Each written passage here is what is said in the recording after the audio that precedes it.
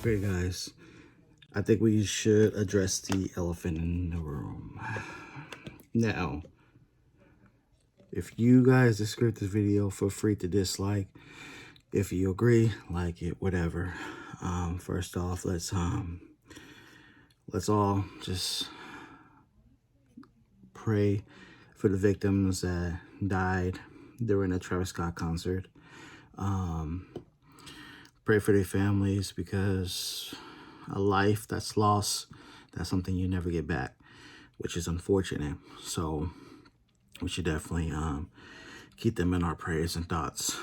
Okay, now to the main topic. Who is to blame for what happened? Now, I know that there's a lot of things that can, there we go. That's a little better. There's a lot of things that can definitely take play on who to blame when it comes to this. Now, when it comes to a concert, me speaking from experience when it comes to music, is you always have a coordinator, somebody who basically runs the event, you know, because as the artist, sorry, I got a little crusty right over here, man. Because as an artist, it's not your job to run the show, basically. Your job is to entertain. So the person that coordinates the show needs to put together the medical team, because you got to always have ambulance, especially when you have that big of a crowd, security, and the staff to help maintain the crowd. So from my understanding is that there were a lot of people there. It got crazy and people got tumbled on. I'm guessing everybody tried to work their way to the front row, you know. And in the process of that, they get stepped on. People got ejected in the neck, and some say that the guy was dead that was getting lifted to the front, or, you know, body waved to the front. But at the same time, people are saying as well that he was just unconscious, because you know, when your body's under that amount of stress, your body tends to sometimes pass out. It's like a defense that your body do to protect you from pain and stuff like that. So I don't know what really happened. There's a lot of videos of people testifying about the experience. So let's get back to Travis Scott here. Now, is he really to blame for what happened? Not necessarily. I say that because everybody that coordinated the show, performed the show, and maintained the show is the ones that should be responsible for what happened. Now, Travis Scott, as an entertainer, as a musician of the show, people say he should have stopped it. Yeah, you know, that would have made sense. You know, you cut the music, you can hear people screaming, of course. But how much of it did he see? Because when it's dark, you really can't see that many rows. I'm not trying to defend him at all, guys. I'm just saying. So yeah, he could have stopped the show, but he didn't, and that would have most likely saved some lives, and definitely would have changed the outcome for a lot of things. But the gamble here also is that it is a Travis Scott concert. We know the music that he makes. We know that the crowd it brings in fans, it brings in people that love music, and it also brings in the bad crowd. So when I say this, is that people that was there already had ill intent, because of the fact people were getting ejected in the neck, people started mosh pits, like people already had ill intent at this event. So that means that security should have been there to stop this and prevent this, and security wasn't. So when it comes down who is all to blame to this, Travis Scott should stop the concert, but yet word is that he's paying for the funeral for everyone that died. We don't know the body count right now, because supposedly people still in hospital and stuff like that. But for him to want to dish out his own funds to provide for the funerals, I think that says a lot about his character as well. But one thing, let's get into this apology video he did. Now, this apology video he did, let me tell you something. I think he wants it to be sincere. Maybe he was sincere, but at the same time, maybe he was high, hungover, or I don't know. So his apology video is something that I don't know. I don't know. A sober mind, you sound more clear. Let's just say that. Now,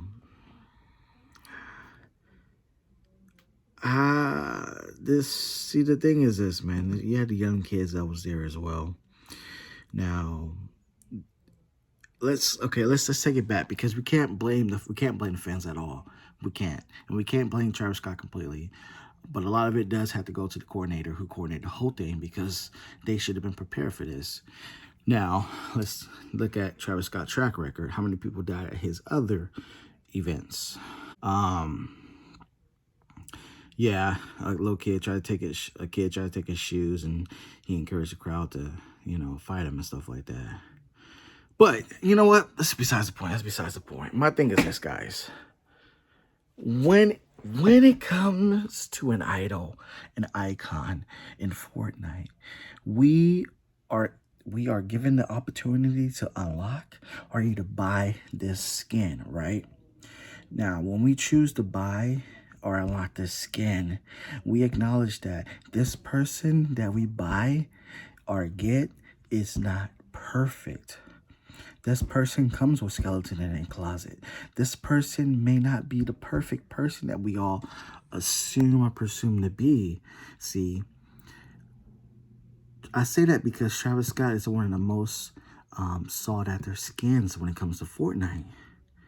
So for this to happen, I can understand that people really want to refund him, but at the same time, you got to think of it like this, though. It's not all his fault.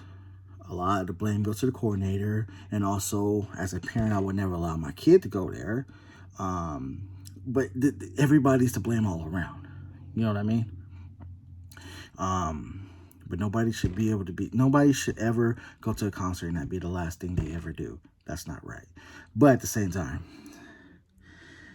yeah, I think Epic's, out of respect for the families and people that really, really are devastated by this, Epic should give people the opportunity to refund free, and get their V-Bucks back, or if they've been gifted, the V-Bucks go to the person that gifted it to them.